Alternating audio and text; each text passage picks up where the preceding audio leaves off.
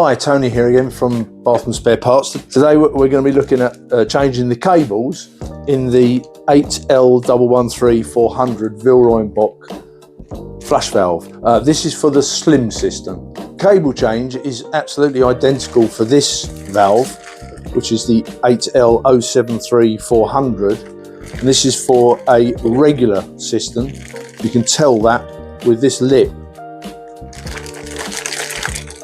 Both sides, that won't fit in a slimline cradle.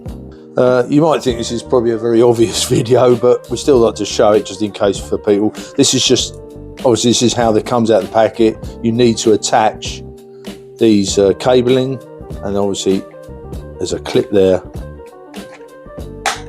You hear it click, and that's all done.